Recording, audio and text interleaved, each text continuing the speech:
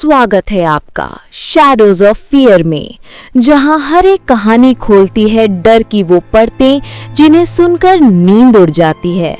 आज की कहानी सिर्फ सुनने भर की नहीं है, ये वो किस्सा है जिसे मैंने खुद जिया है और जिसे याद करते हुए आज भी रोंगटे खड़े हो जाते हैं।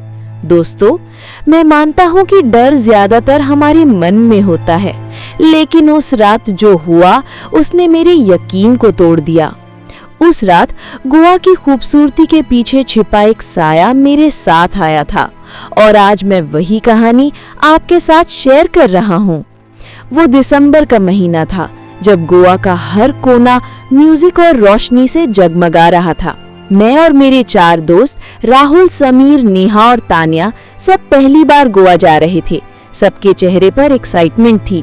हम सब ने रेलवे स्टेशन पर उतरकर टैक्सी ली और ड्राइवर से कहा कि भाई कोई सस्ता सा होटल बता दो जहां रात गुजार सके। ड्राइवर ने कहा कि बहुत भीड़ है, सब होटल भरे पड़े हैं, लेकिन 1-2 जगहें हैं जहां मैं जानता हूं हो सकता है वहां मिल जाए। उसने हमें शहर से थोड़ा बाहर एक होटल पर छोड़ा, पर वहां जवाब वही मिला, रूम नहीं है, पूरे नॉर्थ गोवा में कुछ भी खाली नहीं है। किसी ने कहा साउथ गोवा चले जाओ, वहां शायद कुछ मिल जाए। थकान इतनी थी कि हम सब चुप हो गए, लेकिन साउथ गोवा बहुत दूर था, किराया भी ज्यादा आता। हम सोच ही रहे थे कि क्या करें, तभी पीछे से एक आवाज आई, भैया अगर ठहरने की जगह चाहिए तो मैं मदद कर सकता हूँ। पीछे मुड़कर देखा तो एक आदमी खड़ा था, साधारण कपड़े में, चेहरे पर हल्की मुस्कान। उसने कहा, मेरे पास एक घर है थोड़ा अंदर की तरफ, 2 कमरे हैं, अगर चाहो तो रात भर रुक सकते हो, बजट में दे दूंगा, खाना पीना खुद का करना होगा। हमने एक दूसरे की तरफ देखा। नेहा और तान्या को जगह पसंद नहीं आई, उन्हें आसपास का इलाका सुनसान लगा, लेकिन हमारे पास कोई और रास्ता नहीं था। हमने कहा चलो दिखा दो। वो आदमी हमें एक रास्ते से लेकर गया जो धीरे धीरे जंगल में घुसता जा रहा था। सड़क संकरी हो गई थी और चारों तरफ पेड़ थे। हवा भारी लग रही थी। कुछ 100 मीटर बाद एक लाल रंग का घर दिखा, एकदम बीच में, जैसे अंधेरे में फंसी कोई चीज।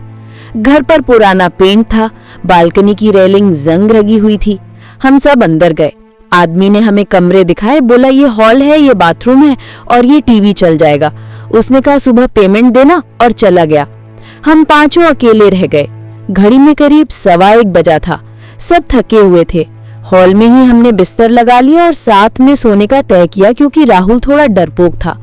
उसने कहा मुझे यहाँ कुछ ठीक नहीं लग रहा। सब हंस पड़े, चलो मस्ती करते हैं फिर सो जाते हैं। सामने बड़ी खिड़की थी जिसके पर्दे आधे खुले थे। बाहर की स्ट्रीट लाइट अंदर तक आ रही थी।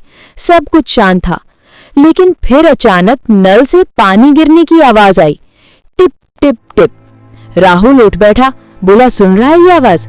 मैंने कहा हाँ, कोई नल खुला रह गया होगा, तू सो जा।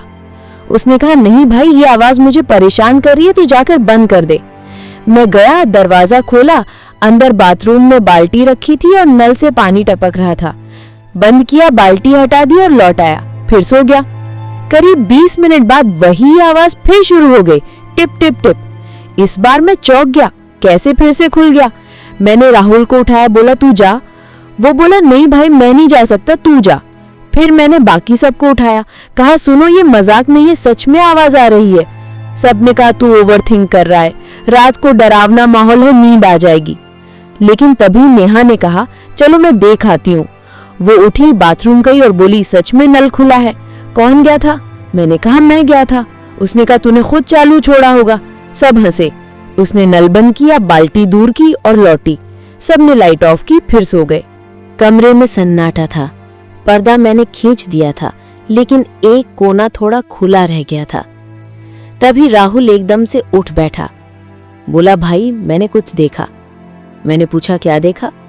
बोला कोई बाहर से हमें देख रहा था। उसका चेहरा नहीं दिखा, लेकिन उसकी आंखें मुझे दिखी। मैं डर गया सुनकर, क्योंकि कुछ देर पहले मुझे भी लगा था कोई वहां से गुजरा है। अब हम दोनों चुप हो गए और सोने की कोशिश करने लगे, लेकिन नींद कहाँ। थोड़ी देर बाद आवाज फिर आई, लेकिन इस बार टिप टिप नहीं थी।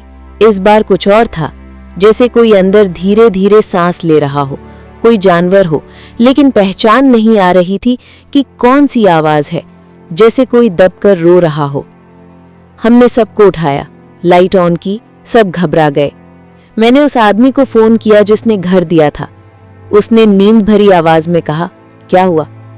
मैंने कहा, भाई अजीब आवाजें आ रही हैं बाथरूम से।